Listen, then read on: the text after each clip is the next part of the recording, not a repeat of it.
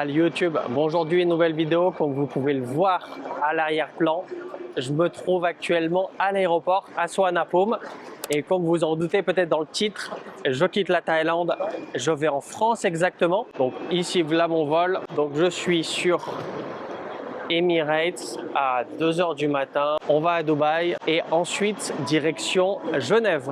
Pourquoi Genève? Parce qu'en fait c'est moins cher et beaucoup plus simple pour moi qui habite à Lyon de descendre à Genève. J'ai checké les vols, pour Paris il faut rajouter 200-300 € supplémentaires, tandis que Genève c'est moins cher et je vous parle même pas pour Lyon, hein, c'est encore plus cher. Enfin bref, j'ai payé exactement 700 € par personne.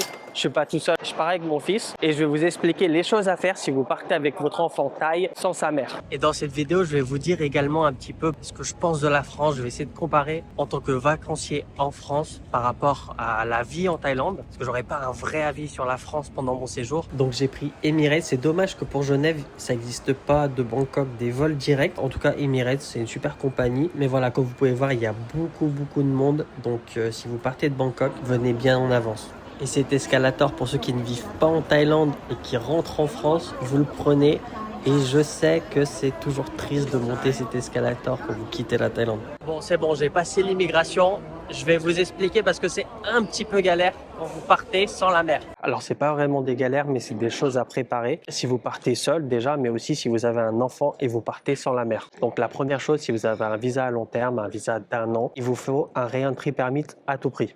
Alors, c'est possible de le faire à l'aéroport, il faut juste prévoir du temps en avance. Il ne faut pas l'oublier une fois que vous avez fait le check-in parce que si vous oubliez de faire un re-entry permit et vous quittez le territoire, votre visa il sera annulé, vous allez revenir comme un touriste. Du coup, n'oubliez surtout pas ça. Moi, personnellement, j'aime pas le stress de la dernière minute, donc je préfère le faire en avance. Et ce que je fais, c'est je vais à l'immigration, je fais un re-entry permit. Vous pouvez le faire autant de temps que vous voulez. En fait, admettons que votre visa il est du 1er janvier au 1er janvier. Vous pouvez le faire par exemple le 2 janvier alors que vous allez partir le 30 décembre. Donc vous pouvez le prévoir en avance. Vous pouvez faire également un multi-re-entry. De mémoire, il me semble, c'est 3900 bahts. Je ne suis pas sûr exactement du prix, mais un re-entry simple, c'est 1000 bahts. Et une chose à préparer si vous partez comme moi, donc seul avec votre enfant, il vous faut l'autorisation de la mère. Ça va être très difficile de quitter le territoire sans ça. Vous risquez de partir sans lui en fait, ou de ne pas partir du tout même. Alors pour avoir l'autorisation, c'est pas juste un bout de papier auquel elle signe. Non, il faut qu'elle aille à la mairie. Pas besoin d'avoir l'enfant, pas besoin d'avoir vous-même. Elle demande un papier auprès de la mairie, comme quoi vous aurez le droit de quitter le territoire en cette date avec votre enfant. Et ça, c'est très important. Alors, ils vont peut-être pas le checker à chaque fois. En tout cas, moi, pour mon cas, ils l'ont checké, ils ont demandé où est la mère, pourquoi vous partez seul. J'ai tout de suite montré le papier. Ça a pris peut-être 10 minutes supplémentaires parce qu'ils devaient checker le papier, le mettre dans la base de données, donc faire une photocopie, le passeport. Et comme d'habitude, hein, quand vous quittez le territoire, les empreintes digitales avec la photo d'identité. Donc voilà, si vous comptez quitter le territoire avec votre enfant sans la mère, si elle est thaï bien entendu, préparez ce papier parce que vous risquez de ne pas partir. Donc voilà, c'est tout pour tout de suite. Là, je vais prendre l'avion. Et me voilà téléporté en Thaïlande parce que oui, là, vous voyez un soleil de malade. Mais tout mon séjour en France, et j'ai eu que du gris, que de la pluie. Et je vais tout vous dire pourquoi je suis revenu en Thaïlande, pourquoi je pourrais pas du tout vivre en France. Je vais vous parler des différences. Enfin bref, on va tout voir dans cette vidéo. Parce que voilà, j'ai noté quelques points importants auxquels j'ai eu un choc culturel en France. C'est difficile à dire. À la base, je voulais filmer cette vidéo totalement en France. Et puis, une fois arrivé en France, j'ai tellement voulu profiter de la famille, également des amis, que j'ai même pas trouvé 10 minutes pour aller tourner cette vidéo. Donc je la tourne ici en Thaïlande. La première chose déjà que je voulais vous parler, c'est le niveau des températures. Dites-vous, ça fait 15 ans que j'ai pas fait d'hiver en France. Ça fait vraiment 15 ans que j'ai pas vu la neige, j'ai pas vu des températures aussi basses. Quoique, Doi Tranon, on arrive à quelque chose du genre 5-6 et en France, on était du 1-5, quelque chose comme ça, voire même 0 parce que j'ai vu la neige. Donc le premier choc que j'ai eu, c'est au niveau des températures. J'avais ramené un t-shirt simple, une petite veste de jogging, et mon manteau que j'utilise quand je pars dans le nord de la Thaïlande, c'est-à-dire une petite polaire mais vraiment très fine et un imperméable. J'avais trop froid, c'était abusé. Et quand je sortais dehors et je voyais le courant d'air, il faisait super froid, je me disais à ce moment-là, Mais c'est exactement pour ça que je pourrais pas vivre en France. Le froid, il est insupportable. Et encore, j'allais juste à la voiture et après à d'autres endroits de la ville. Mais j'arrivais pas à imaginer travailler sur les chantiers avec ce froid-là. C'est impossible. Ensuite, niveau ville, parce que pour ceux qui connaissent la chaîne, vous savez où je vis, d'où je viens. Mais pour ceux qui la découvrent, eh ben, vous savez pas trop. Alors, niveau des villes, j'ai pas fait énormément de choses. Principalement, j'ai fait Lyon, là où il y a mon père, dans le 8e. Et j'ai fait Lausanne, en Suisse, chez ma sœur. Voilà, j'ai fait que ces deux villes. Je suis parti un petit peu à l'extérieur pendant une après-midi, mais c'est tout. Là où j'ai dormi principalement, c'est Lyon et Lausanne.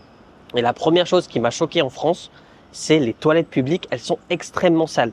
Et ce qui est pas du tout le cas en Thaïlande. Par exemple, j'étais sur une aire d'autoroute, je vais aux toilettes publiques et elles étaient super sales. Que ce soit des toilettes qui sont un petit peu à l'extérieur, un peu comme le stand ici que vous voyez, auquel c'est à l'extérieur, vous avez une place pour vous garer, vous allez aux toilettes. C'est sale, mais également à l'intérieur dans, on va dire, une supérette, parce que je sais pas quelle marque c'était, les 7-Eleven de France. Je suis allé dedans, c'était super sale. Et en Thaïlande, alors je dis pas que ça existe pas, mais c'est extrêmement rare d'aller dans les toilettes sales.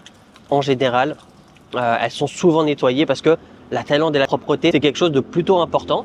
Vous allez dans les stations-service, vous avez toujours une femme de ménage qui passe, j'ai l'impression elle est H24 dans les toilettes en train de nettoyer, tellement c'est propre et à chaque fois j'y vais, je la croise. Et ben en France, c'est pas du tout comme ça, donc ce qui m'a choqué, c'est vraiment les saletés des toilettes publiques. Ensuite, on va parler argent parce que forcément, c'est un point important pour tout le monde, hein. Tous ceux qui vivent en France et qui veulent vivre en Thaïlande, le premier point, c'est niveau des dépenses, le coût de la vie. Alors effectivement, j'étais pas à jour, mais là j'ai pu me remettre à la page. La France, c'est extrêmement cher. Par exemple, un menu tacos, c'est 11 euros.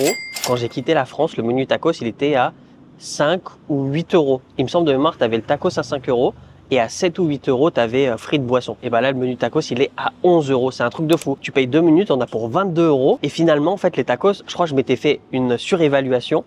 Mais c'est pas si ouf que ça, hein. Je sais que quand j'étais au collège, j'allais souvent au tacos.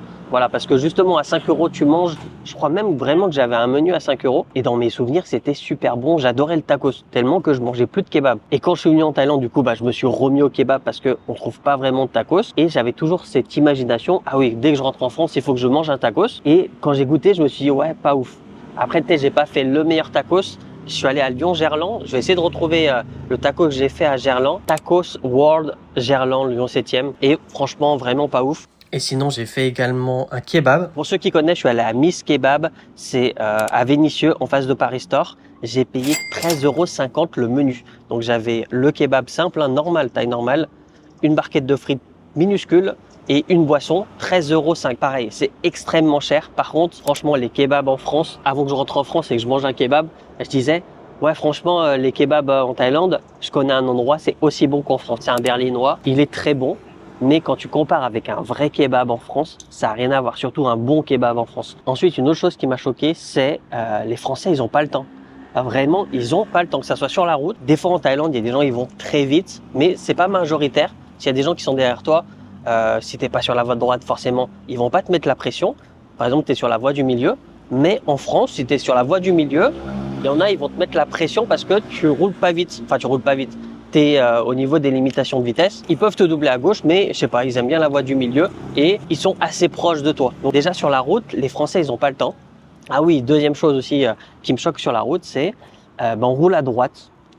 Enfin, pour vous, ça paraît logique, mais pour moi qui vis en Thaïlande depuis bientôt 15 ans, je crois, rouler à droite, c'est choquant pour moi. À chaque fois que je tournais quelque part ou j'allais quelque part, je me disais, on roule à droite, on roule à droite, on roule à droite. Parce que sur la route, facilement, on peut se tromper et aller sur l'autre voie. Une faute d'inattention, le fait que j'ai l'habitude de rouler à gauche, je peux facilement me tromper de voie. Et autant en Thaïlande, tu te trompes de voie, c'est pas très grave si tu fais attention à la route, tu te remets sur la bonne voie. Mais en France, si tu te trompes de voie, alors je sais pas combien ça vaut de points, mais peu importe parce que j'ai tous mes points, parce que j'ai un permis français, hein, pour ceux qui se demandent, même si j'aurais pu utiliser un permis international Thaï, mais j'ai un permis français, du coup je l'ai pas fait.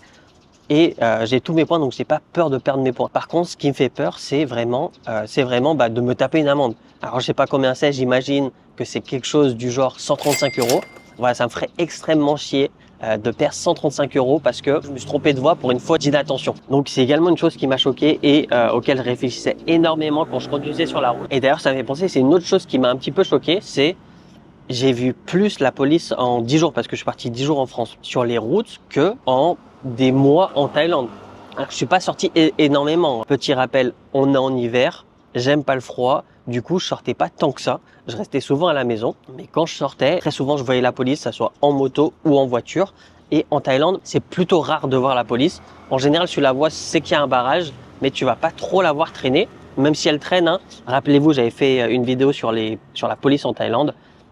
Et ils se baladent et ils mettent des amendes également. Mais c'est vrai qu'on la voit beaucoup moins qu'en France. Une autre chose qui me fait penser sur la route qui a changé, c'est que avant sur le périph', en tout cas à Lyon, on roulait à 90 et maintenant c'est limité à 70. Et je voyais les panneaux, puis j'ai Google Maps, c'est marqué sur Google Maps la vitesse limitée. Et je me disais, putain, mais 70, on n'avance pas sur le périph'. Et donc je bifurque sur l'idée principale, c'est que les Français n'ont pas le temps. Par exemple, je suis allé au supermarché et les Français, ils vont super vite dans le supermarché. Ils marchent vite. Il y a beaucoup de monde aussi. Je suis choqué parce que tu vas au supermarché ici en Thaïlande. Alors, certes, il y a du monde, mais c'est pas de cette façon-là. En fait, les gens, ils ont beaucoup plus le temps. Ils sont beaucoup plus respectueux. Ils vont te laisser un minimum vital, on va dire, de distance quand ils vont te doubler. Tandis qu'en France, j'ai l'impression, ils ont vraiment pas le temps. Ils s'en fichent. Je me disais, c'est encore une chose auquel je sais pourquoi j'ai quitté la France, c'est cette atmosphère. Les gens, ils ont pas le temps.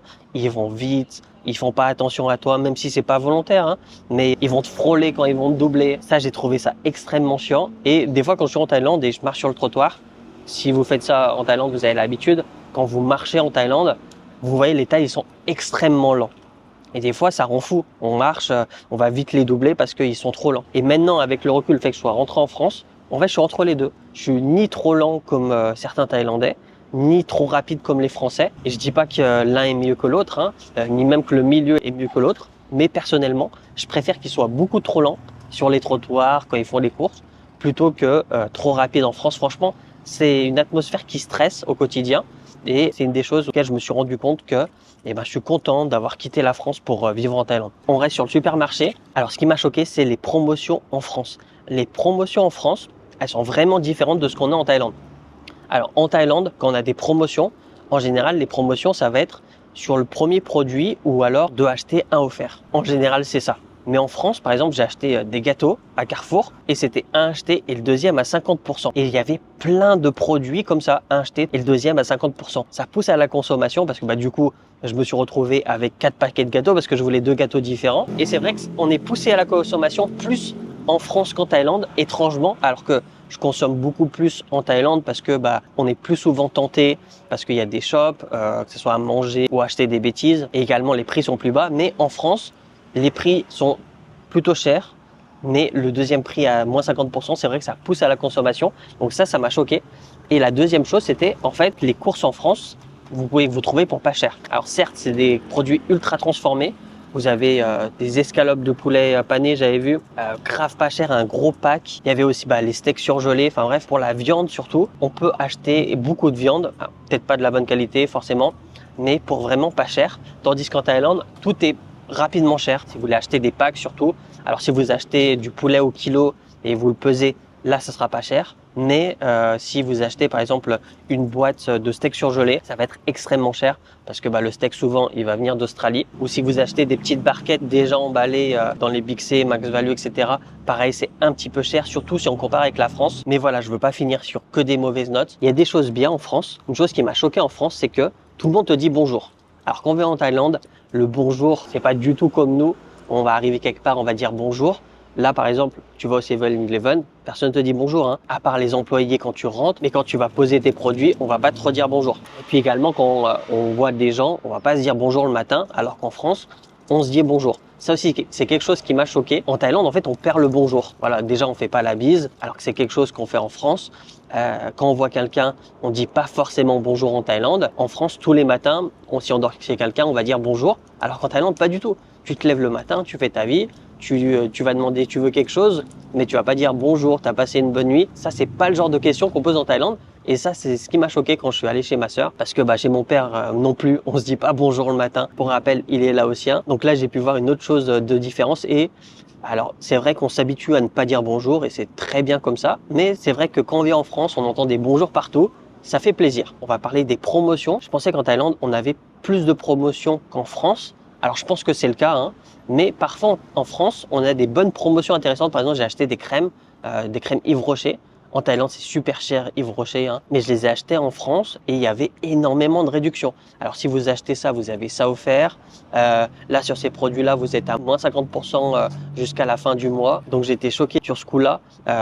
Voilà, sur certains produits, c'est moins cher en France qu'en Thaïlande. Et encore une fois, c'est vraiment pas du tout le cas sur tout. Par exemple, je suis allé voir pour des appareils électroniques, je suis allé voir les Apple Watch, je suis allé en Suisse, je suis allé au duty free, même à Dubaï, parce que j'ai regardé au duty free de Dubaï, tout est plus cher qu'en Thaïlande. Vraiment, c'est un truc de fou. Et je vous parle même pas de vous enlever la taxe, etc. Même vous enlevez la taxe, vous êtes en duty free, c'est plus cher qu'en Thaïlande. Parce qu'en fait, en Thaïlande, on a énormément de promotions. Bon, ça se mélange un peu avec ce que je disais tout à l'heure. Grâce aux coupons quand vous achetez sur Shopee, grâce aux offres promotionnelles également, vous avez des promotions. Enfin bref, en Thaïlande, très souvent, vous avez des trucs beaucoup moins chers, surtout pour l'électronique. Et du coup, je me suis perdu parce que voilà, j'ai écrit des gros points auxquels je voulais vous parler, mais j'ai pas fait un vrai script. Comme je vous parlais du bonjour tout à l'heure, je voulais vous parler également que les gens ils te laissent traverser. Et ça, vraiment, c'est un choc culturel de malade. Parce qu'en Thaïlande, quand on traverse, c'est la vie et la mort. Hein. Vous jouez à la roulette russe à chaque fois. Personnellement, en Thaïlande, quand je traverse, je le fais toujours en courant, même si c'est pas recommandé parce que si tu tombes, une voiture peut passer vite et ne pas te voir et te rentrer dedans. Mais je le fais toujours en courant et j'attends vraiment qu'il y ait beaucoup de place avant de traverser. Tandis qu'en France, les gens, ils traversent à l'aise. Je vois les gens, ils s'engagent, ils traversent. Et je me suis rappelé du coup que je me suis en France. Si tu cèdes pas le passage, c'est X points. C'est je sais pas combien d'euros d'amende. Je pensais 135. Je crois en France, tout est à base de 135 euros d'amende. Mais voilà, je me suis dit vraiment les gens, ils traversent à l'aise en France. Et même moi du coup, quand j'étais piéton, j'ai marché et je traversais, je me disais ah les gens ils s'arrêtent. C'est quelque chose qui m'a plutôt choqué, mais dans le bon sens. Donc c'est encore un bon point que j'ai aimé au niveau de la France. Donc voilà, je vous ai un peu dit tous les points auxquels qui m'ont un petit peu choqué lors de mon retour en France. Mais c'était quand même une chose super intéressante parce que ça m'a rappelé à quel point je suis content et chanceux de vivre en Thaïlande. Vraiment, je pourrais pas vivre en France pour tous les points que je vous disais. Déjà parce qu'il fait super froid en hiver et ça, je déteste le froid. Même si là, on est en plein été en Thaïlande, du coup, ça commence à pas être agréable. On est le 24 février à l'heure où je tourne cette vidéo. On n'est pas encore au pic de la saison chaude, mais on va y arriver très rapidement. Mais entre le très chaud de Thaïlande et le froid de France, pour moi, il n'y a pas photo. Je préfère le chaud. Également, le coût de la vie, voilà, même si j'ai rien utilisé encore une fois en France, hein, j'étais chez la famille, nourri, logé, même déplacé. J'avais la voiture de mon père pour faire mes déplacements. J'ai quand même utilisé pas mal d'argent en achetant 2-3 trucs. Donc, l'argent part super vite en France. Et ça, j'étais également choqué de ça. Donc, vivre avec un petit salaire en France, je pense, c'est extrêmement difficile. Là où, encore une fois, je le dis, d'ailleurs, j'en avais parlé avec les gens de ma famille, c'est que en Thaïlande, en tant qu'étranger, comme il y a un salaire minimum, on est forcément dans une classe sociale avantageuse comparée aux locaux du pays. Là où en France, on est en compétition avec tous les Français, on n'a pas de plus-value. Mais donc si on n'a rien de spécial, on est facilement en bas de la classe sociale. Et là, c'est très difficile de vivre. Là où en Thaïlande, cette loi qui protège d'un côté l'emploi, mais de l'autre côté aussi les étrangers, d'avoir un salaire minimum, c'est tout de suite plus intéressant pour quelqu'un comme moi en tout cas, de travailler en Thaïlande. Ça m'a fait plaisir de faire ce petit séjour en France, mais voilà, on n'est jamais mieux que chez soi, et chez moi, c'est ici, en Thaïlande. Et c'est sur ce mot-là que je vais vous laisser. N'oubliez pas de liker la vidéo, ça vous a plu. Dites-moi en commentaire si vous êtes d'accord avec les points que j'ai cités, ou si au contraire vous trouvez que j'abuse, je force trop sur certains points. Dites-moi tout ça en commentaire, n'oubliez pas de vous abonner si ce n'est pas déjà fait, et moi je vous dis à la prochaine. Ciao!